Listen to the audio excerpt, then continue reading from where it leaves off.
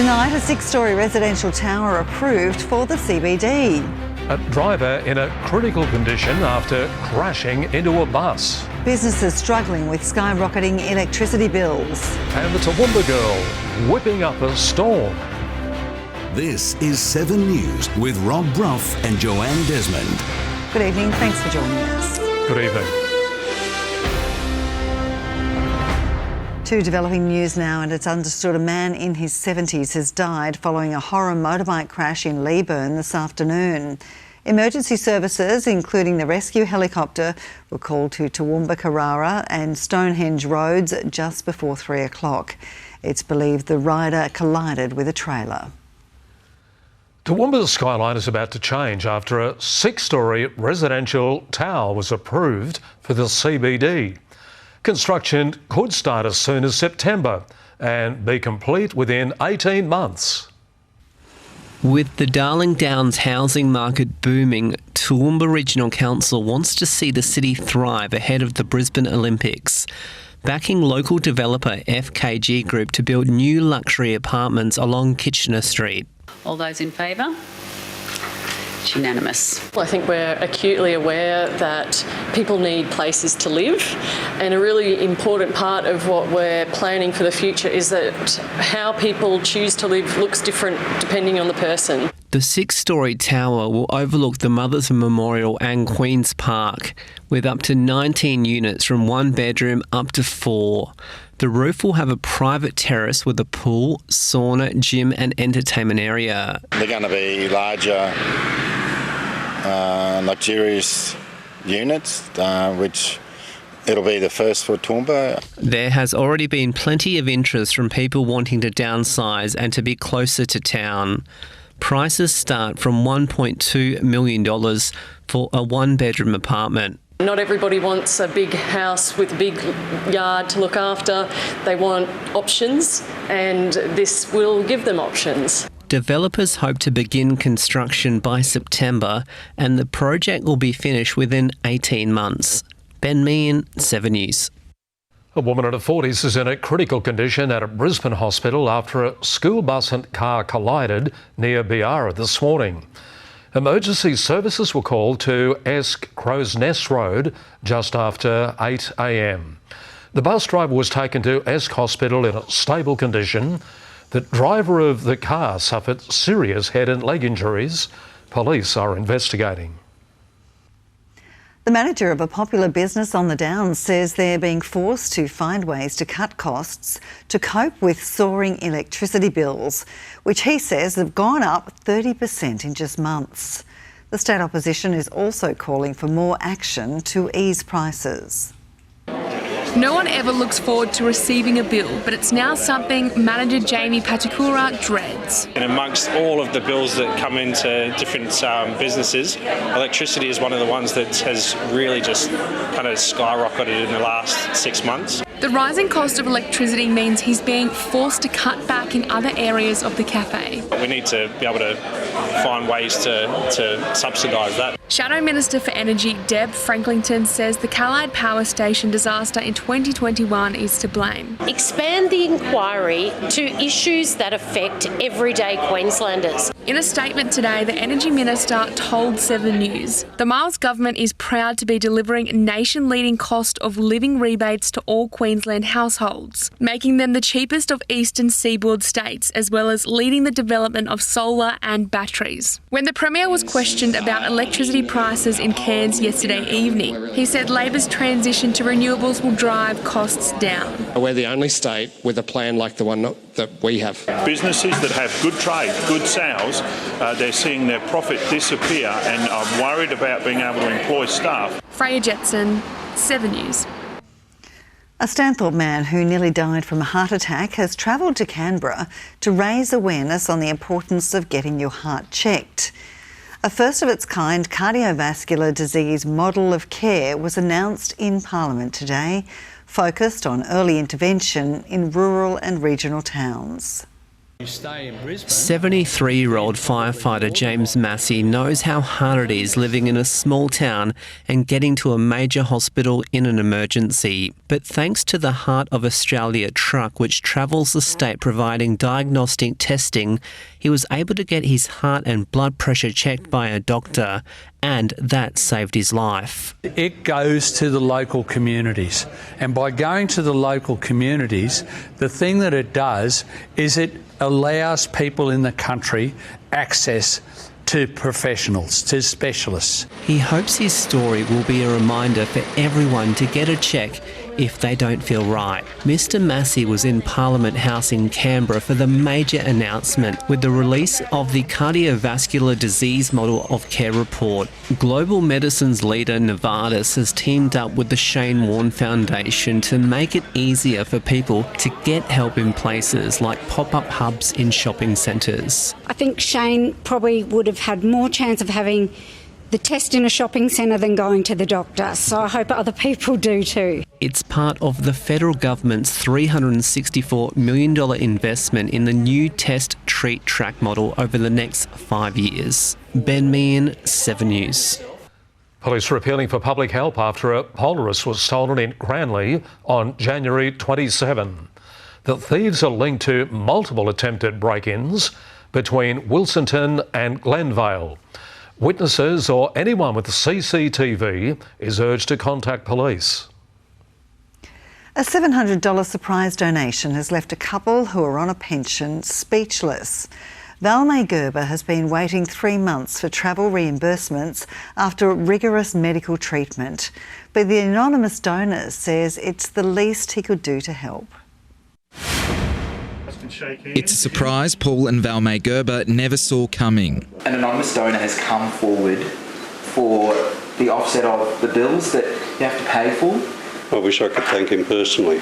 The anonymous donor felt for the struggling pensioners after they failed to get state government compensation for medical travel costs on time. Pete, who doesn't want his real name used, says he saw it as his duty to help without any added praise. I have been quite a well-to-do person, and I lost that millions of dollars. That little bit what I have, I want to give away. Now the struggling couple have enough money to pay off bills they couldn't otherwise afford. Trips to the specialist should also be minimal after a successful knee stent operation aimed at improving Valmay's blood supply. I mean, the alternative was to borrow the money from Centrelink, but I didn't really want to do that because you have to pay it back anyhow. Paul hopes the good deed of Mystery Pete inspires help for other pensioners in a similar position. I hope that they can get through it without big dramas. Tom Duffy, 7 News. The Electoral Commission has revealed how much money candidates have spent in Toowoomba's local government election so far. Almost $78,000 has been spent on campaigns in the Garden City, with more than $14,000 in donations. Total expenditure across the state has now topped $5 million. Well, a 12-year-old student at Fairholme College is quite literally whipping up a storm. Joanne Zamataro has become a top whip cracker, scoring gold at a national championship. Joanne Zamataro has been cracking the whip ever since she was a kid. Obviously, growing up on a farm, you have whip cracking, mustering, and I don't know, if you're having a bad day or something, you just go out and you crack your whips, and it's like, instead of punching a wall. The Fairholme College student has just returned from the Australian Plaiting and Bullock Whip Championships, where she whipped up gold. In that competition, your accuracy is really key. But her passion for the sport hasn't been without injury. I got a pretty big blister across my face and arms and fingers, and that was not pretty. She's now inspiring her fellow students to give it a crack. I guess it's just fun. It was kind of like riding horses. The 12-year-old wants to see whip cracking as an Olympic sport by Brisbane 2032. Even if it's just like at the start of the Olympics, we do a little demonstration just to kick it off. Frank Russo, 7 News. Hey, what a terrific story. And Joanne, you're a bit of a character, aren't you? We'll take a break in a moment. We'll have a look what's happening around the region over the weekend. And kindergartens urged to get a wiggle on for a Wiggles visit.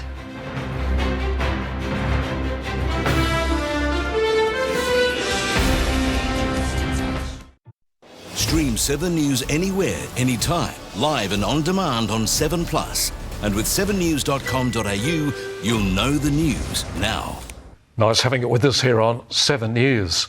Well, the state government has announced its largest investment in endometriosis care in history. $18 million will improve clinical services and train nurses in pelvic pain management.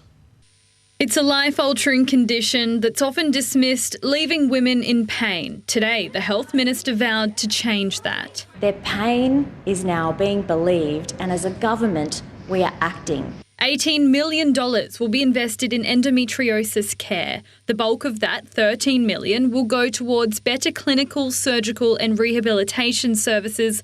Funding will also be provided to non-government support organisations, and $1 million will be spent on scholarships for nurses and physios to upskill in pelvic pain management.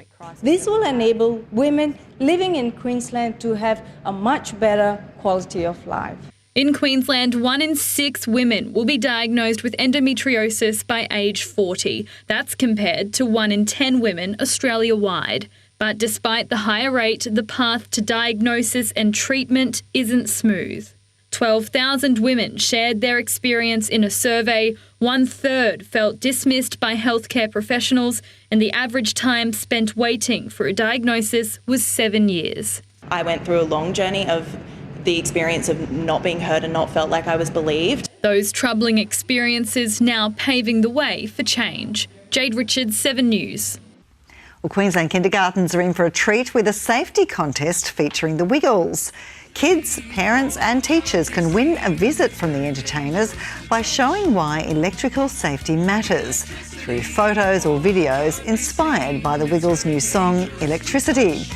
With more than 4 million views, the group says it's proving a hit for learning safety. Runners-up will win passes to the Wiggles Brisbane concert. To enter, you can submit your kindergarten submission online. Yeah, good luck with that. It should be a lot of fun. Now let's have a look what's happening around our region over the weekend with Fraser Ramsden. Thanks, Rob and Joe. It will be a massive weekend on the Downs with exciting events like shows, festivals and other extraordinary performances. Stanthorpe's Apple and Grape Festival runs until Sunday with the town parade kicking off Saturday. The weekend also includes fruit picking, displays, choirs and fireworks. Queensland Ballet also arrives at Empire Theatre tomorrow. Classic performances will take to the stage to emotive music and in swirling costumes. Ticket prices start at $32 for children. Head out west for the Millmerran show on Saturday and Sunday. There will be heart-pumping rodeo action, show rides, fireworks, competitions and more. Brighten your home with some sunflower picking at Lilyvale Farm. For $15 for adults, you can take photos in the fields and build your own arrangement. Rekindle or continue your love for literature at the Lifeline Book Fest on Saturday and Sunday.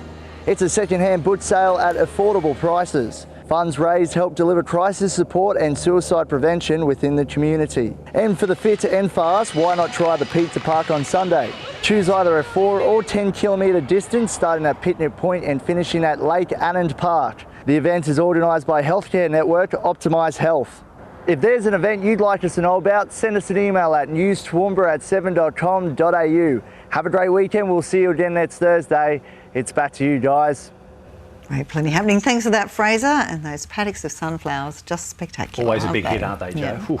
Okay, we'll go for a run in the park, eh? Now the Thunder, they've got a big derby on this weekend, Nathan. Big time, Brough. Southwest will face Ipswich in their first home game of soccer's FQPL, and they are determined to put on a show. We'll have more on that next.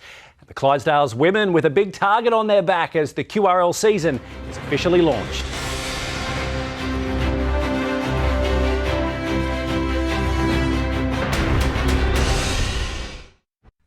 And welcome back. Well, the Queensland Rugby League season was officially launched in Brisbane today with the Q Cup and BMD Premiership seasons to kick off next weekend.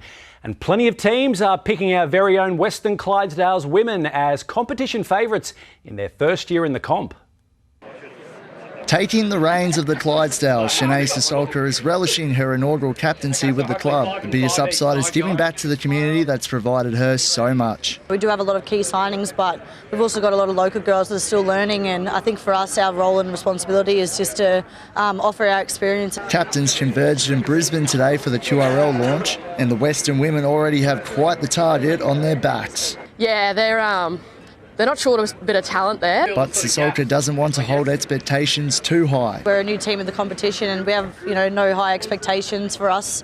It's just about building a team and a great culture. Australian co-captains Ali Brigginshaw and Kezzy Apps will be essential for that after signing with the club. Never would we thought that, the Western Clydesdales could get the two Australian captains to the town of Toowoomba. Their BMD debut is next weekend against the CQ Capras at Clyde Berghofer Stadium. The men also face the Capras at the same venue. It'll be a tough test with the visitors falling one game short of a grand final berth last year. But yeah, I think just for round one, be good to secure a win. Especially in front of home support. I think it's a huge advantage.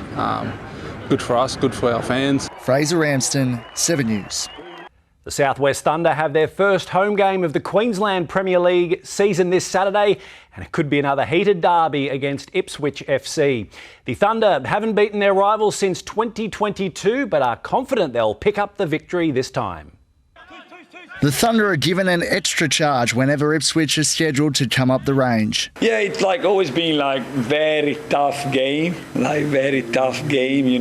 And historically, a busy night for the ref. Usually a bit more fouls than usually, a little bit more competitive. Spirits are high in Camp Southwest after a 1-1 draw with last year's Queensland Premier League finalists Brisbane Strikers in the opening round of the season. Going away to Perry Park opening day against league favourites is a tough ask, but we want to be amongst that group and we want people to think about us in the same light as they do Strikers. While Ipswich are coming off a 3-0 loss to competition newcomers, St George Willawong. They didn't do that well on the opener, but you never know. It's a derby, it's different, you got different motivation. The club is formerly known as the Western Pride but has been rebranded to the Ipswich Football Club. And the Thunder are out for revenge after losing to the outfit in all of their games last year. Yeah, we've been talking about it, Last year we lost both of the games. We usually won those games a little bit more in the previous years. It kicks off Saturday 6 p.m. in the Thunder's first QPL game of the year at Clyde Berghofer Stadium. We want to be able to see lots of people at the stadium and lots of people out invested in sort of this little rivalry. I know it happens in other codes around us with people like Clydesdales and the Jets. Fraser Ramsden, 7 News. And that rivalry will also continue in Toowoomba Hockey's pre-season club Glenvale Challenge tomorrow night, where the inaugural Ipswich rep side are taking on the Stafford Strikers in the senior men. Ipswich are also through to the final in the women's division, where they'll take on the Cronks Crusaders. Ipswich are pretty big rivals for us, and it's nothing for our players to get up and about to sort of play against Ipswich, so it's always an exciting game, and it's a very talented association for them to sort of lift the stand of our competition. The women's final starts at 7 p.m, with the men to follow at 8:30. All about the rivalry this weekend. Cannot wait. And that's it for sport. Thanks very much, guys. Lovely. Thank you, Nath. And stay with us after the break. Livio joins us with all the weather details.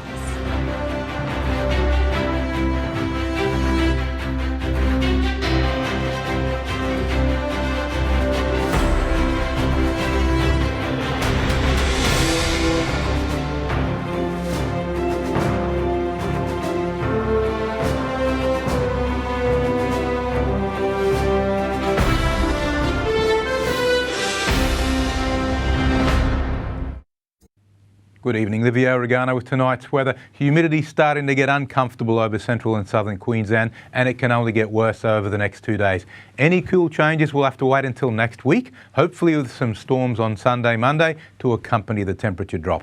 Today's tops around the region were generally in the low to mid-30s after another night in the high teens, and humidity at the higher end of average, generally uncomfortable by most definitions.